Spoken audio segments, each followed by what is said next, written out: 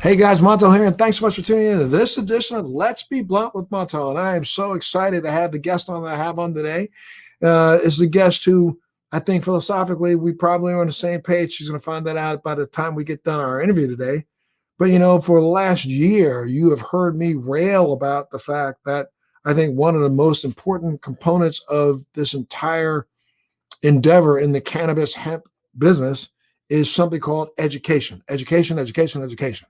And I unfortunately think that, or I believe that unfortunately our business has done an incredible job when it comes to B2B education, business to business education, but we've done a really poor job when it comes to B2C, which is business to consumer, and just education of the public in general about what it is we're trying to do.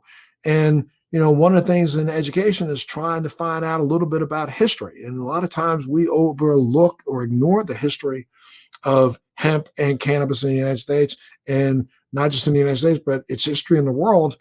And it needs to be recognized, because how will we ever know where we're going or where we want to get to unless we take a look at where we've been and where we have some of the things that we've learned in the past. We can learn from those mistakes, and we can also learn from what we learned in the past of how we can move things forward right now. And, you know, my guest today, I think, is a guy who's spent a lot of time digging into the past, bringing it into today, and making sure that people recognize that, you know, hemp is something that's been here and is going to be here to stay. And the more and more we know about it, the better off we're going to be. Well, you know, I don't know if a lot of you know this or not, but Thomas Jefferson wrote, hemp is the health, wealth, and security of this country. During World War II, the U.S. Department of Agriculture had a Hemp for Victory campaign to encourage farmers to grow the plant. Yet, illogical fears about the danger of marijuana led to the passage of laws such as the 1937 Marijuana Tax Act and the Controlled Substance Act of 1970 that severely discouraged farmers from growing hemp. Well, my guest today is a seasoned real estate executive with a sharp eye for viable commercial and retail business ventures. When California decriminalized cannabis, business opportunities increased as prospective tenants took advantage of its new status. Researching the new industry, he was shocked to learn that hemp was classified as a Schedule I controlled substance at the time, despite the fact that it contains minimal amounts of the psychotropic cannabinoid in its structure and cannot be used to get high.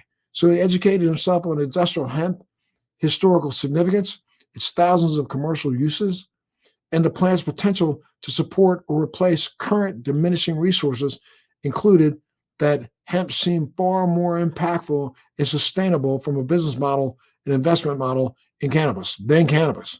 That set him on a mission to expose why industrial hemp had been criminalized for decades and to lift the illogical and arbitrary laws that left the United States with a $78 million hemp trade deficit. He is the author of the Marijuana Hater's Guide to Making Billions of Dollars from Hemp. Mr. Matthew Harmon, thanks so much for joining us today on Let's Be Blunt with Montel. Thank you for having me, sir. Absolutely, sir. Thank you for being here. Let's start a little bit by talking about your background, where you grew up, where you went to school, what your profession was before you got into hemp. Where are you from? You know, Sacramento, California. Grew up in Northern California. Lived here most of my life. Went to school in the Bay Area. Came back and worked for a family business in development and real estate, construction, primarily in the senior care.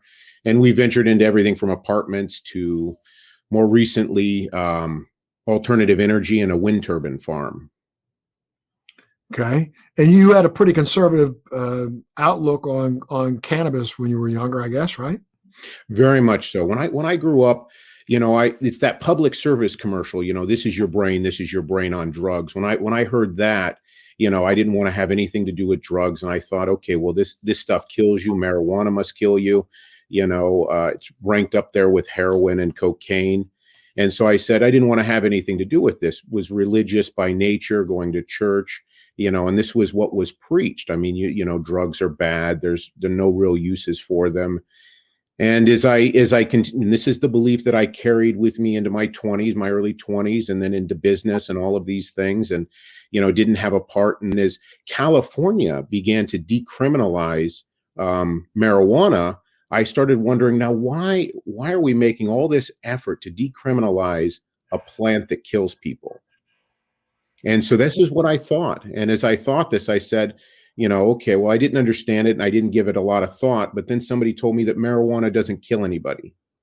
And when I heard this, I was just sort of like, red flags, and I've got to do research. And I started on a path of researching this. I trusted this individual that he wasn't just trying to, give me a story. So as I began to research marijuana, it led to hemp, which led to this history that this plant has that's unbelievable. I was just in shock. It just feels, as I worked and continued to study, it felt like it was buried. This history was intentionally buried.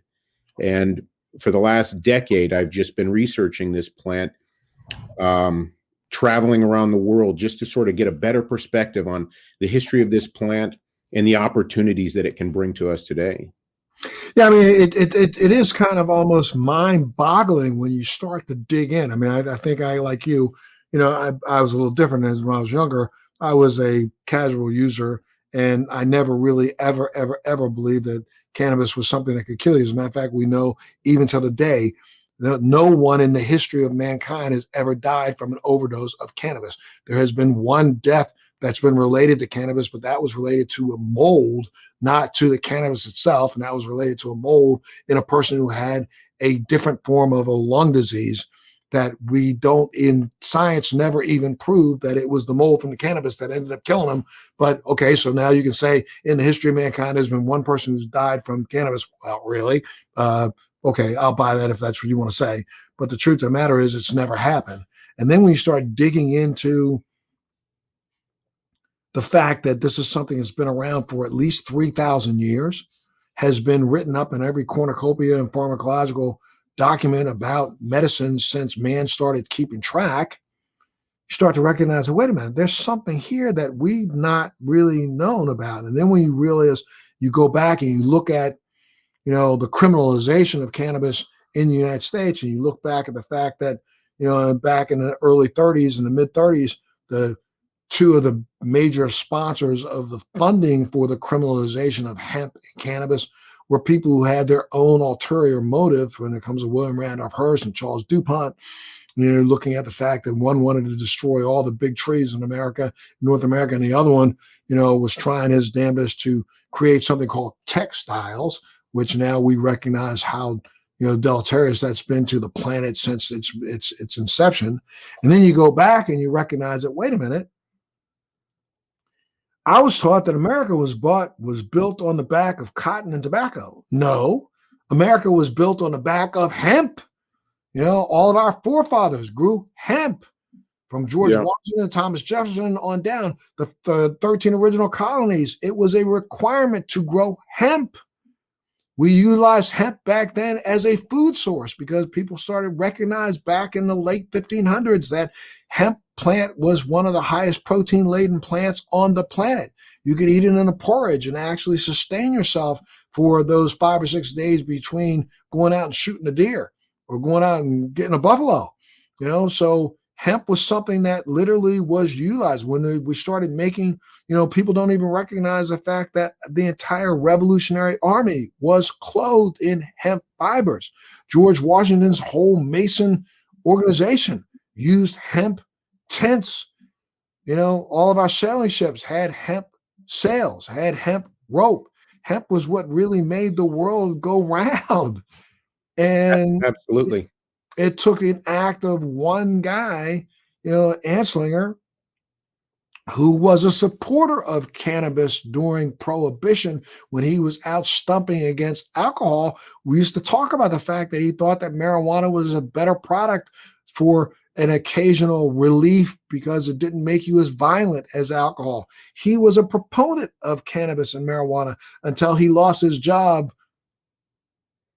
fighting against alcohol, because alcohol was made legal. He needed something to fight against and got the backing and the funding from two guys who had ulterior motives. people need to understand. I mean, even the word canvas comes from cannabis. Mhm. So this has been a part of, what could have been. If you stop and think about where the world would be had we not spent 70 years vilifying a plant, where would the world be today? Where would we be when it comes to, the carbon footprint left by the textiles and the oil industry in the world? Where would we be right now if we were, really looking at? You said that there are well over 2,000 usages of the hemp plant. Is that what you think, or what's in the room? No, no, there's tens of thousands of uses for this plant. I mean, as you talk about this, it's just all these stories come through my mind. I mean, hemp was a national security crop during the colonial period with Thomas Jefferson and George Washington. It was the number two commodity in shipbuilding after wood. And the USS Constitution, which is the oldest naval ship, has over 60 tons of hemp in the rigging, the rope, the sails, from the nets for fishing to the hammocks. It was the national security crop, which was why Queen Elizabeth required the colonies to grow it. It was indispensable. Stories that the history of this plant is thousands and thousands of years old, and it's rich, and it's been at every single major turning point in human history. In the Johannes Gutenberg, when he was inventing the printing press, the primary textiles of the day were hemp. And, you didn't have a Walmart to run into to get a new pair of underwear or a new pair of socks or a new outfit. You'd have remnants, and there'd be clothing shops where you'd have these remnant clothing, and he'd gather up these remnants, primarily hemp, and he would grind this hemp down and make paper. And 40 copies of the Gutenberg Bible are printed on hemp paper made from hemp. As you brought up, the word canvas, which comes from cannabis. And you can go back even further to ancient Hebrew, which is a master language, which it's cannabism, which is fragrant herb. And even in the Bible, there is when you entered the Holy of Holies, there were three incense that were burnt. Correct. Three incense that were burnt, and one of them Yeah, was. but we used to stop on that one right there, because I often say to people, if it was good enough for the baby Jesus, remember, the three wise men came across carrying incense, frankincense, and myrrh. Well, incense or frankincense is a type of a cannabis plant. And why were they using that inside of little tents when a baby was born? Why? Because there was so much colic back in those days. And so the hemp, the cannabis plant was a calming plant for babies. That's why the wise men thought it was a good idea to give them Mother Mary. So come on now. I mean, if it was good enough for Jesus, it's good enough for me. But Yeah.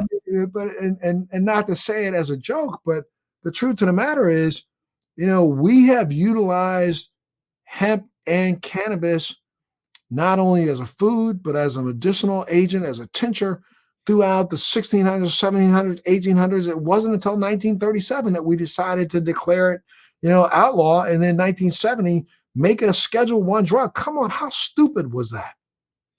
It's ridiculous. It's ridiculous. You go back, as you talk about this, this war on drugs, and as most pharmaceuticals today are made synthetically, and then the opioids were made synthetically.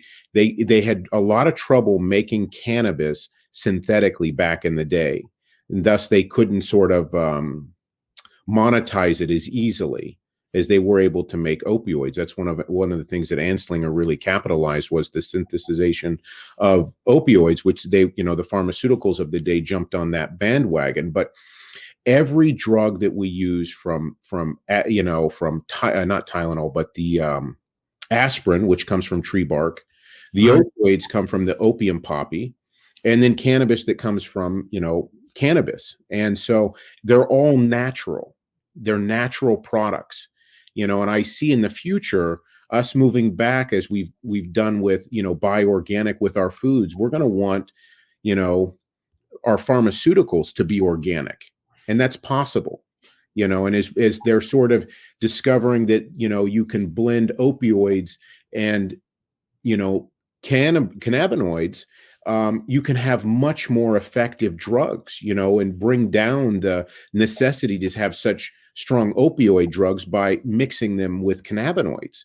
So I see in the future us having just a phenomenal array of pain management tools at our disposal through all of these things, and from cannabis as well. I mean, it's the number of cannabinoids that in this plant they're still discovering, and these cannabinoids aren't, most of them, are inherently just found in cannabis, but they're also finding cannabinoids in everything from bell peppers to Hop, yeah, exactly. Hops is the closest relative to cannabis right.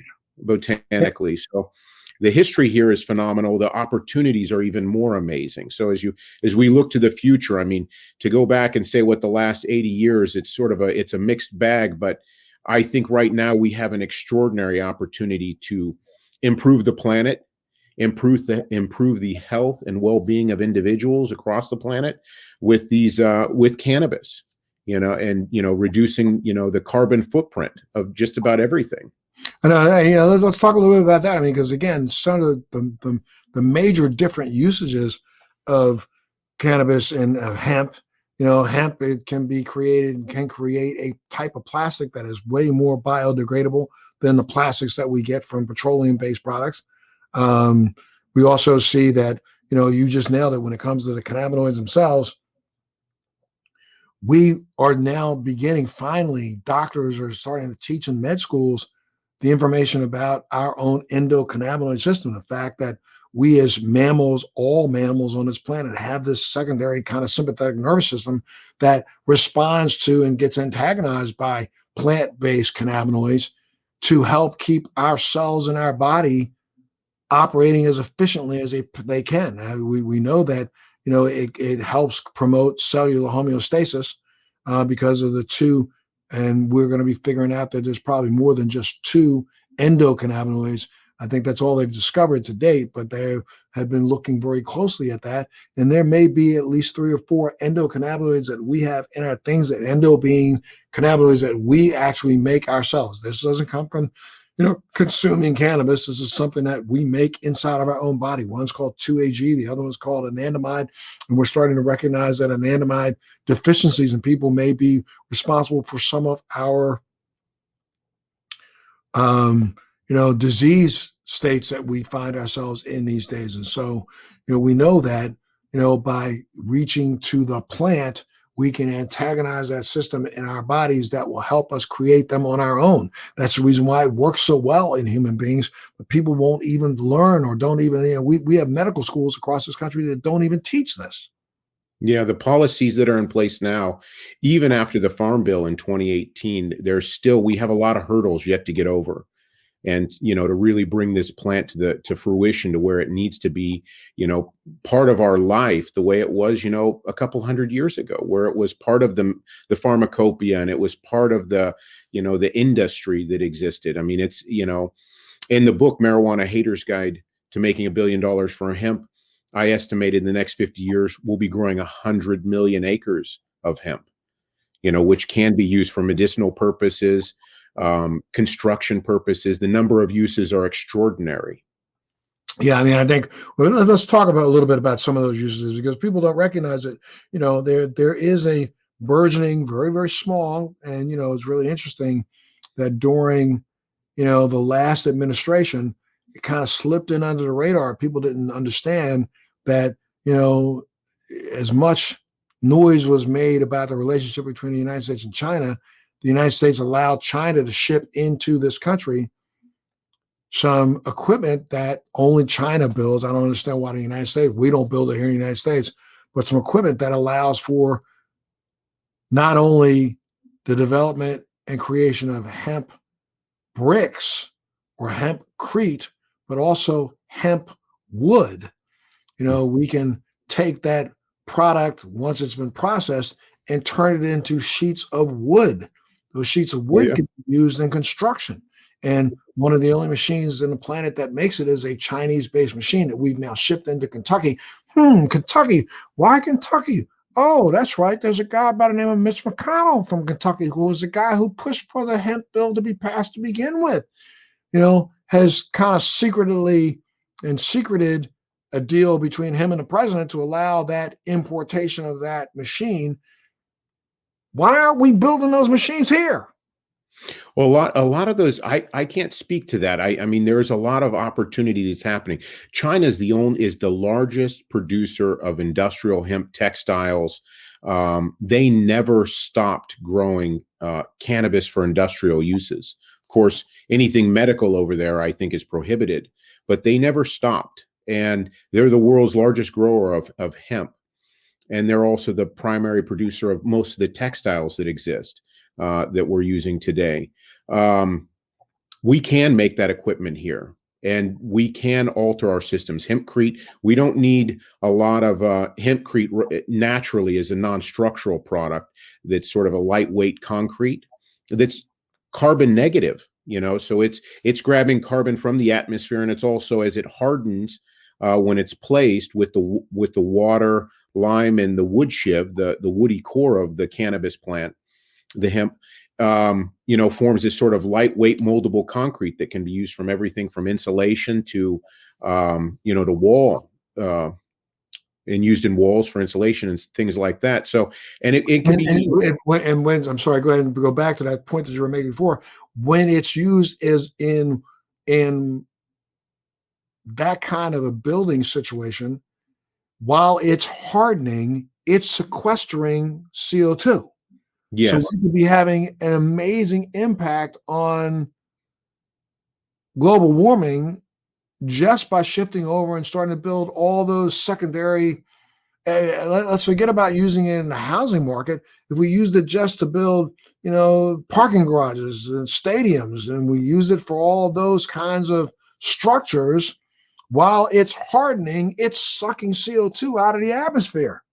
Well, it's a non-structural. Hempcrete naturally is non-structural. I mean, there's ways of providing structure to it to where you can sort of use it, implementing. But from commercial applications, England uses a lot of hempcrete in some of their stuff, and some of their commercial buildings as sort of the walls. They'll make the wall, so they'll structurally put the wall up, and they'll fill the wall in with hempcrete.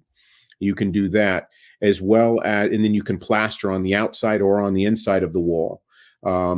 That's just the hempcrete product. You can also take that same wood shiv and compress it down and make a fiber board, almost like a plywood, that could be used for sheeting in houses. Now, the housing market is a phenomenal opportunity, especially now where I'm at in California, where we can't even keep up with the demand for housing, and in lumber and stuff like that's sort of been very hard to get in some of these construction materials. Hemp offers enormous opportunities, as well as it is a great offset for carbon. It just provides tremendous opportunity for these things. If you look at a house, everything from your carpet, your drapes, your bedding, your couch, the entire couch could be made from products derived from hemp. It could be covered in a textile made from hemp. And the textiles, the technology today that didn't exist, part of why I wrote this book was to bridge the past and the present and the future, was, when Eli Whitney invented that cotton gin in 1793, the intent was to make this product that was very labor intensive, to bring that down, where hemp was the primary thing. You had these crops that were massively labor intensive, too expensive. They were very expensive. Well, today, technology's allowed us to change the dynamics of how expensive these textiles are. And when the supply and the demand sort of kind of come together, we're going to have enormous opportunity. So you'll have couches that will be made entirely from hemp. The wood boards can be constructed inside the couch from hemp. The fabric, the stuffing can even be made from hemp. You can have all these things. So an entire couch could be made from hemp. But doesn't it bother you, though, in a way? I mean, what does the U.S. hemp industry compare to? How does that compare to other countries? I mean, because, you just said it, in the future, 10 years from now, you can imagine there would be, I don't know, 100 million acres of hemp being grown in the United States. But there are other countries that are already headed down that path. China's been in that path. Colombia, Argentina, Africa. There are 4 countries in Africa have now, passed hemp growth bills or hemp bills that allow, or legislation that allows the African nations to grow hemp and actually export it. Are we getting ready to just legislate ourselves, to the butt end of the pig? Well, we seem to be moving, two steps forward and one step back in some ways. The Farm Bill was a huge step in order to decriminalize hemp. We still have more legislation. This idea that this 0.3% THC in hemp is a problem. We need to change the mindset on that because, I had when I started doing my research about this, I really had to change my mindset, from a religious and cultural perspective about what drugs were and were not and how they can be used. And you also found out that this 3% number was just an arbitrary number that was picked. Nobody actually has done any It's research about that. That it's 3%, yeah. it- Yeah, it- it's just the 0.3% is an arbitrary number that was just picked. And then everybody ran with it because, the stigma that's associated with this plant due to the history. I mean, if you go back to Anslinger, you know, it, I think of it as the biggest sabotage in human history, sabotaging the cannabis plant the way that they did. But he was brilliant in one form and fashion for getting that done. Now, as we begin to unwind it, that's part of the reason I wrote this book, because it was difficult for me in the conservative environments that I'll end up interacting with, even in business and everything, where people didn't think I was just a pothead if I would talk about it. So, I mean, this book was sort of an opportunity to sort of, outline the opportunities. I mean, we're talking about a national security crop, and the United States is behind. We are behind. But I do believe we'll be leading the world with this plant. I mean, Canada is doing everything they can, to sort of outpace the rest of the world. And they're doing a very good job. But when you think about the climate around the world, this plant grows almost anywhere. It's and the United States has areas like in Kentucky and Tennessee across that longitudinal. Minnesota was a big grower during World War II. Minnesota, it was a big grower of industrial hemp for the war effort, for the Hemp for Victory campaign that you mentioned earlier. And a lot of people don't recognize, again, I go back to Kentucky. Kentucky, was one of the places during the, early 80s and mid 80s where we, what was it called? The cornbread mafia, was considered one of the largest suppliers of marijuana in the United States. A lot of people don't know that. So Kentucky, Tennessee, Alabama, Georgia, across that parallel, which goes and is synonymous with, the Golden Triangle, that's an area in the United States that could be one of the best providers of hemp. Yeah, hemp can grow just about anywhere in the United States. I mean, its primary fuel source is the sun.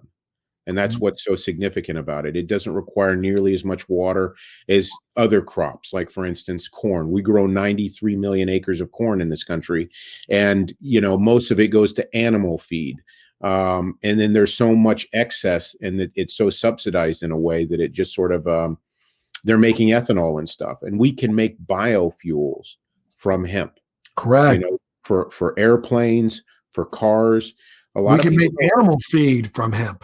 And we can make animal feed. Yes, absolutely. Animal bedding, in when I was in Germany, or it was actually on the Netherlands, they were regularly producing animal bedding made from hemp for their cats, for their bunnies, even for the horses. So the opportunity there is spectacular. Well, you've said that in order to stimulate the market and finally throw off the stigma of unfairly attached to hemp, numerous federal departments must ultimately step in and provide funding and new levels of allocations for hemp crops. And doing so is a matter of our national security for our future. Talk a little bit about that. Well, we need, agriculturally, the government provides subsidies for stability, for national security. So economically, we can't, with force majeure, we can't control the weather. And thus, when we can't control the weather, we're going to have ups and downs with our crops and yields, depending on where they're grown or not grown. So the government keeps reserves of farmland, and then they also provide subsidies so that we don't have any major dips in our food supply and it's critical that hemp gets into these programs, from federal subsidies, federal grants, to insurance, being able to get crop insurance. And I think crop insurance is definitely something that's, it's on the table now. And I think you can get crop insurance. And so that's available. But the subsidies and, the government investing in this plant and in the research of it, from medical to industrial, is really critical. If they're investing in alternative energy, they need to be investing in hemp. One of the board members that sits on my cannabis company is the former head of the CIA, Jim Woolsey. And he was part of the National Hemp, I guess the head of the National Hemp Council for years. And, Jim has been kind of like preaching to the choir, trying to get our members of Congress up to speed on hemp and as an agricultural crop and its importance in the United States. Do you think our members of Congress are as open to this as they should be? And what do we have to do to get them more open? Yeah, they need to understand. They need to understand. I mean, I'm working on a plan to try to send one of my books out to every congressman that's out there. They need to know what this plant's capable of, and that these stigmas that anchor it are not factual. And we need to begin looking past this. And it's not just Congress. Congress needs to see it, but I'll give you an example. As we legalize cannabis, we still have within other jurisdictions, for instance, some states, there's a few states out there that haven't decriminalized hemp or cannabis in any form or fashion. Then we've got counties that sort of, they'll go, they'll ebb and flow with, okay, you can do this and you can't do this. And so, what I think one of the points you're making is we legalized cannabis in California as a recreational drug, but there's still more nonviolent cannabis arrests going on in California than there are in the majority of the states in this country. Yeah. And it's the laws and the policies and everything, and the stigma still anchors this plant. And so we've got to get over that stigma. And that's sort of it, and I know for myself, I had to get over it. I was, that because I grew up with it, believing that it was this demon weed, and it was the, public enemy number one. Devil salad. Yeah. It goes on and on and on. And it's like, you watch the old Reefer Madness, it causes errors in time and space. I mean, it's just, it's wild, but we have to get past, and culturally we've been anchored with these stigmas and we've got to get past them. And I think just through this podcast and the work that you're doing, along with, as well as all the other people that are in the trenches, just sort of attacking this plan, attacking the stigma, and really educating people, is invaluable. I mean, thank you for all that you're doing, because this is immensely important. Absolutely. So talk about your years of research leading up to writing your book, The Marijuana Hater's Guide to Making $1 Billion from Hemp. And I should say, is that available on Amazon? It's on Amazon, Barnes and Noble. You can get it just about anywhere. There's an audiobook as well that I read. So that for me was a hurdle. I mean, it was exciting to be able to go through, read the book and produce that and get that out. It was exciting. So the book is available. I'm sorry, your question, what was that question again on that? Well, years of history. The years of research that you did leading up to writing the book. Yeah, I was susceptible to the stigma. So I didn't think there was any value in this plant. It pretty much, it killed people, so we don't need it. And then as I began to research and discover that there's this history and how rich this history was. I mean, it goes back thousands of years from it being used for food and paper to the, Discorsi's using it in this, mentioning it in his pharmacopoeia manual. The history is unbelievable, and how rich it is, and how this plant was a part of just about every turning point in human history. So when I started this, I jumped on, today, fortunately, we have Google, we have the internet, and we're able to dive in and begin researching. And I just started reading and researching day after day. And this was a passion. As I learned more, I wanted to know more. And I ran into roadblocks along the way because the stigma, the information was so buried. I bought just about every book I can find on the subject matter. Your mind must have been completely blown when you found out that the U.S. government owns a patent on certain cannabinoids. What is it? Patent number 6630507. The U.S. government owns that patent on cannabinoids. I mean, and we did that back in 2002. Wrote it up in 1998. And when you look into to start digging into some of the information about that, you start to recognize that the U.S. government literally was funding research in Israel throughout all of the 1990s. And we spent probably $50 to $100 million worth of taxpayer dollars on programs and research outside of the United States and not inside the United States. Your mind must have been blown when you heard about that. Oh yeah, I mean that's just one of the things. Not to mention that the United States government was the biggest grower of marijuana. Previous and then before the 90s, before it began its decriminalization process, it was the biggest grower. I'm just like, what is this? This doesn't make any sense. How can it say this and do that? So these red flags continued, and as we sort of, what I try to say today is everybody that was responsible for the ultimate criminalization of this plant, they're all dead. Anslinger's dead, and his boss, Andrew Mellon. Andrew Mellon was the Treasury Secretary, also owned Gulf Oil. As I get into the book and the number of conspiracy theories that surround this plant, I found the most interesting one is Andrew Mellon's relationship to petroleum, and how petroleum and how much hemp, as it was making its resurgence from that resurgence, that Popular Mechanics article, the next $1 billion crop. How it was the biggest competitor to the petroleum industry. It was such a huge threat. People didn't want to have anything to do with it. They needed to go in and try their best to dig this crap up out of the ground when they realized that there was something growing on the ground that would be just as efficacious.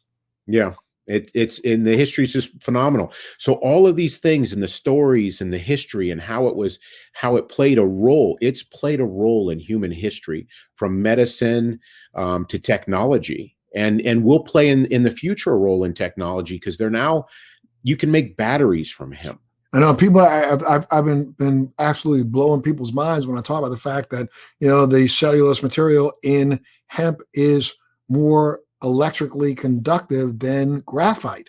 So they are making batteries now. There's 2 publicly traded companies, I think, on the NASDAQ right now that are creating hemp batteries. Right? Yeah. I know of one for sure that's out there doing it. And I wouldn't be surprised that there's others. I mean, when you think about Elon Musk and Tesla and the opportunities that exist with this, they're enormous. And this plant provides just an extreme amount of opportunities right now as we sort of move into the future. We've got to get over these regulatory and policy hurdles, from our local cities and counties, state, even the state governments, educating our politicians. I mean, I would encourage everybody to talk to their politicians, write their politician, from their city council up to their state government and the federal government, their congressmen. There's a lot of talk on, we're going to decriminalize marijuana, we're going to do this, and not enough action. Oh, let me just say, I think that that's one of those hoodwinking things that just happened during this last election. When it was vogue and appropriate for both the vice president and the president, who are currently in office right now, to, during their campaign, recognize that if I try to talk a little bit more about cannabis, I can probably bring a couple more voters to the table. They talked all the smack they could, but now that they've been there, I remember that there was a statement being made that there was going to be something done about hemp cannabis in the first 100 days. Those first 100 days have come and gone, and we still hear this current president talk smack about the fact that he thinks that cannabis is still a gateway drug. Come on, man. I mean, what's it going to take for us to get them to get off of their, high horse and get down to talking about making some legislative changes when it comes to hemp and cannabis in the United States? The power's in their hands, and they're not using it. And the reasons why, I don't know, but we need to put pressure on them to do something, because we need to change these laws, and it's important. Maybe some of the reasons why they don't know is because they don't know all of the usages that, let's talk a little bit more about some of the other uses of hemp that folks may not be aware of. Maybe that'll get people excited enough to say, I need to write my congressman. What are some of the other uses that, you talk about? Well, I get into a lot of uses inside the book. Biofuels and electricity, making electricity from hemp. I think this is a big one. Right now, coal-powered, petroleum-powered, fossil fuel-powered electricity in the United States accounts for about 40% of the electricity that's created in the United States. If we're growing industrial hemp on scale, 100 million acres of it, that's just a tremendous amount of tonnage of the hemp herd that comes from the plant that could be used as a biomass material in biomass electricity generating facilities all around the United States. So as and hemp won't be grown in just one spot. It can be grown in all 50 states. And so electricity and making electricity from industrial hemp, I think, is a huge opportunity that's not being talked about. Biomass electricity accounts for about 4% of the energy production in the United States. And that typically comes from sawdust, trees, lumber mills, these places where they're actually taking the sawdust on site, and they'll typically have a cogeneration plant within those facilities, and really trying to create a circular economy, from our food supply to our electricity supply with industrial hemp. So I think that's a huge opportunity. The other one is biofuels. The hemp seed it's a very fatty seed. And very fatty, very oily, high in protein seed, yep. And a seed that then the seed itself in the seed form doesn't contain the cannabinoids in it. They have not grown, they have not, developed into the plant yet. You have to grow the plant. It's non-psychoactive. Yeah. And Right. It's healthy. One of the most nutritious seeds for the human body. But with 100 million acres, we won't probably be eating that much hemp seed. We could be using it for animal seed. We could be using it for cattle feed, a number of opportunities that exist like that. Animal feed, we talk about Kobe beef, but imagine a cow that dined on hemp seeds for a primary portion of its diet. Getting a lot of omega-6, omega-3 fatty acids. Go right ahead. Yeah, and you'd have your omegas right inside your steak. The other one is it could be pressed and made into biofuels. Now, I know in the United States we're using a lot of gasoline, which is a petroleum product, but what's also lost in translation is 98% of the fuel used in trade is diesel fuel. Now, there's a history here to diesel fuel. Rudolf Diesel invented the diesel engine to run off of grown fuels, and hemp was one of those grown fuels. Not every country in the world was blessed with having an abundance of fossil fuels, at the turn of the century. So, when they're striving and looking to be energy independent back in the day when that was critical to their national security, Rudolf Diesel invented the diesel engine to run off of growing fuels, things like peanuts. The auto company at the World's Fair ran a diesel engine off of peanut oil. And hemp was one of those products that was anticipated to be used in his diesel engine. Now, diesel mysteriously, just before World War I, disappeared, going from the Netherlands to England. So, I mean, there's, you sort of wonder and speculate. And as I sort of try to dig in to understand that, it's a phenomenal story. He was a phenomenal individual, but 98% of world trade happens with a diesel engine. These diesel engines are the size of buildings, produce 100,000 horsepower to move. So trade's not going away anytime soon, but we also need alternatives to diesel fuel, which can be grown. Correct. Well, it's crazy. It's phenomenal. If somebody want to get more information from you, so where's your website? Where did it go? Hempguide.com, www.hempguide.com. And, I want to let you know, I'm almost out of time right now, but I would love to have you back. Anytime you want to come back, we can kick it and chop it up, because I think that, the more and more and more we educate the masses and make them understand that we are letting something slip right through our fingers that could change the economy of America over the course of the next 10 years and put us back into that America's first position. It could be our development of not just hemp, but all of the ancillary verticals that go along with it. Absolutely. Absolutely. It's a national security crop, and we need to treat it like that. And we definitely do. Well, sir, I can't thank you enough, Mr. Harmon, for being here and being a part of Let's Be Blunt with Montel. Again, you have a home here wherever you want. Come on back. And one more time with that website, if people wanted to find out more about you and about the information you have. Yeah, www.hempguide.com. www.hempguide.com. Well, thank you all so much for tuning in to this edition of Let's Be Blunt with Montel. Thank you, Matthew, for being here. And again, you got a home here wherever you want. Thank you, sir. Thank you very much. Certainly, absolutely. Tune into the next Let's Be Blunt with Montel. Thanks for joining me on Let's Be Blunt with Montel. Please make sure you're subscribed and hit the bell to be notified when new episodes post each week. We'd love to hear your feedback also, so please send us your comments.